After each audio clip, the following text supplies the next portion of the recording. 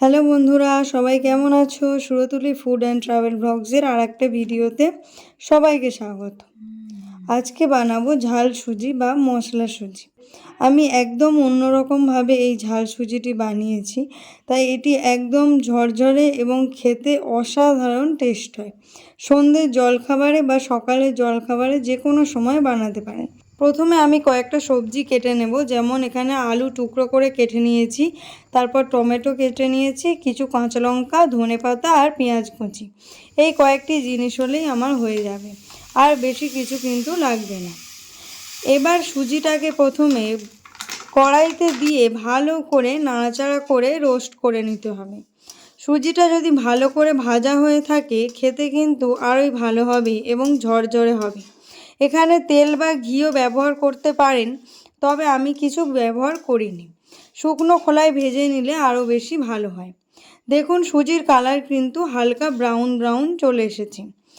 প্রায় 5 থেকে 10 মিনিটের মধ্যেই আপনার সুজি রোস্ট কিন্তু হয়ে যাবে। একদম অল্প আঁচে এটা করতে হবে এবং তারপর এটা নামিয়ে নিতে হবে। এবার ওই কড়াইতেই অল্প কিছু সাদা তেল দিয়ে দিলাম, সঙ্গে 2টি তেজপাতা আর কিছু গোটা জিরে, এরপর কিছুটা কালো জিরেও দিলাম। এবার ভালো করে কড়াইতে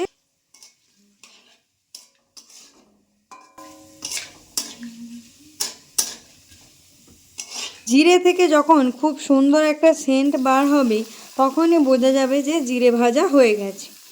এবার ডুমো ডুমো করে কেটে রাখা আলুগুলো এর মধ্যে দিয়ে দিলাম। ভালো করে বেশ কিছুক্ষণ নাড়াচাড়া করতে হবে। কড়াই কিন্তু লেগে যাওয়ার চান্স থাকবে না। যদি কড়া ভালোভাবে গরম হয় তাহলে কিন্তু লাগবে না। ঠিক এই রকম লাল লাল করে ভালো করে 80% মতো ভেজে নিতে হবে। বেশি ভাজার দরকার নেই, 80%ই ভাজবেন।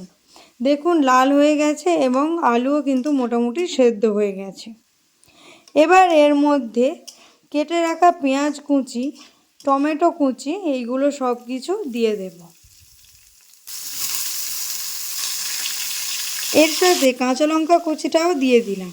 যে যার স্বাদ অনুযায়ী কাঁচা লঙ্কাটা দেবেন, যে যেমন ঝাল পছন্দ করেন। এর উপর থেকে অল্প কিছুটা লবণ দিয়ে দিলাম। এবার এই সব কিছুকে ভালোভাবে কড়াইতে নাড়াচাড়া করতে হবে। বেশ কিছুক্ষণ টাইম লাগবে এই পেঁয়াজ আর টমেটোটা গলতে, তাই ততক্ষণ পর্যন্ত ভালোভাবে নাড়াচাড়া করতে থাকতে হবে। এবার এর উপর থেকে অল্প একটু চিনি দিলাম, সঙ্গে হলুদ গুঁড়ো, লঙ্কার গুঁড়ো আর অল্প একটু জিরে গুঁড়ো দিয়ে দিলাম।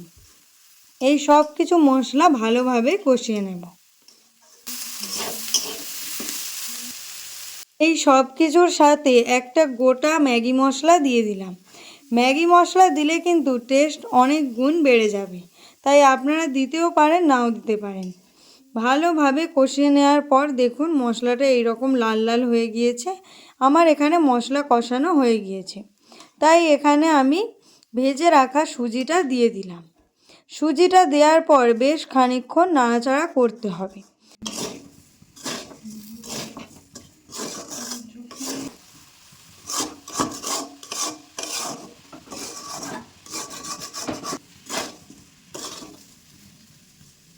মশলাটা সুজির গায়ে ভালোভাবে লেগে যাওয়ার পর আমি অল্প করে জল দিলাম।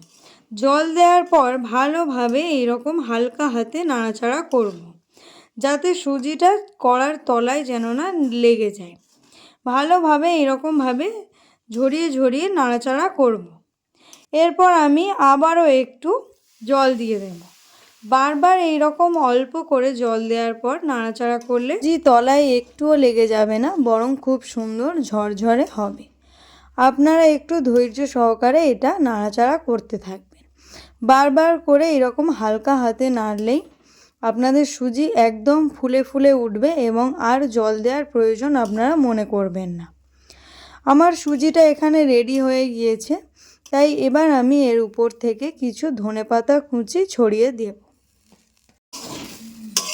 ধনেপাতা কুচি দেওয়ার পর আমি হালকা হাতে একটু নাড়িয়ে চাড়িয়ে এবার একটা জায়গায় নামিয়ে নেব। চলুন এবার একটা প্লেটে সার্ভ করে দেখিয়ে দিই। কত সুন্দর ঝরঝরে এবং সুস্বাদু হয়েছে, আপনারা এর কালার এবং মশলাটা দেখেই বুঝতে পারছেন। একদম ঝরঝরে এবং সুস্বাদু হবে যদি আপনারা এইভাবে করেন। বাচ্চা থেকে বড় সবার কিন্তু এই জলখাবারটি খুব পছন্দ হবে। সন্ধেবেলা বা সকালবেলার টিফিনে আপনারা এটি করে দিতে পারবেন। দেখা হচ্ছে পরের একটি ভিডিওতে। সবাই খুব ভালো থাকবেন, সুস্থ থাকবেন, সাবধানে থাকবেন এবং রান্নাটা অবশ্যই ট্রাই করে আমাকে জানাবেন কেমন হয়েছে। টাটা, আজকের মতো এই পর্যন্ত।